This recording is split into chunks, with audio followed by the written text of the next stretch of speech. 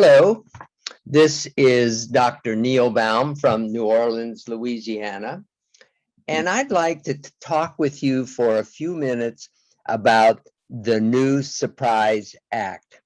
I generally don't get involved in healthcare policy, as I usually leave that up to the AUA Health Policy Committee, headed by Dr. Eugene Rhee. But I stumbled across the new Surprise Act, and I thought I would relate that to you and what you can do in terms of payment for services that you render.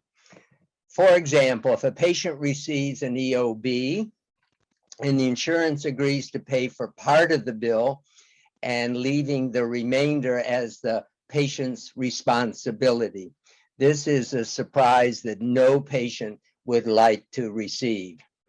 So what will I do in this video? I'm going to describe a surprise medical bill and discuss the No Surprise Act that was instituted in December 2020 and became a law in January 2021. And finally, I will discuss with you what the doctor or the patient can do when there's a large discrepancy between what is charged and what is paid, and what the patient is left with their responsibility. A surprise medical bill occurs when a patient uses an out-of-network provider or facility.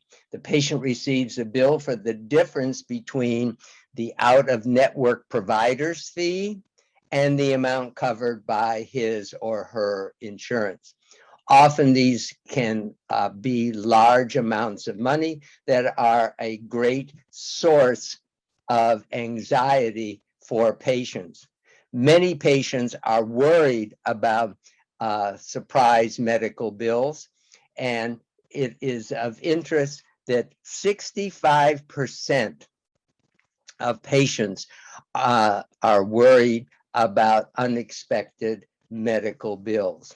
The No Surprise Act was signed into law at the end of the year 2020 and became active in January 2021, which prohibits out-of-network providers from billing patients more than what the in-network fee would provide.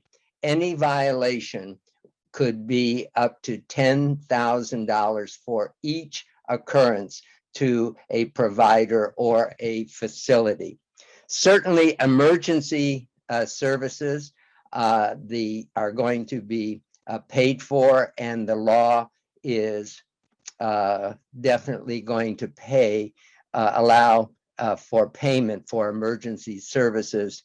But for non-emergency services, even if it's a participating facility and the physician is non-participating physician, that new No Surprise Act is going to be applicable.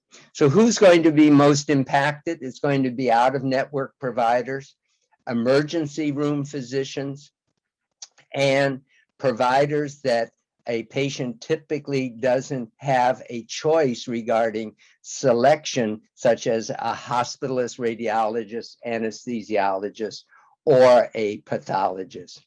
However, if the patient disagrees with payment or the provider disagrees with payment, you can submit your concern in writing to an independent dispute resolution committee. And that begins a 30-day negotiation period.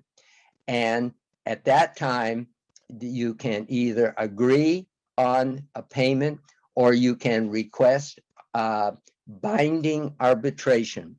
Both sides make a final payment offer, and the arbitrator chooses one of the submitted offers based on reasonableness, which then is the amount that will be paid. And it's of interest that the losing party has to pay the cost of the independent dispute resolution arbitrator. So what's the bottom line on the Surprise Act? It protects patients from receiving surprise medical bills where there's a disparity between what is charged and what is paid. Bills for gaps in coverage for emergency services and out-of-network providers at an in-network facility definitely applies, and there can be no balance billing.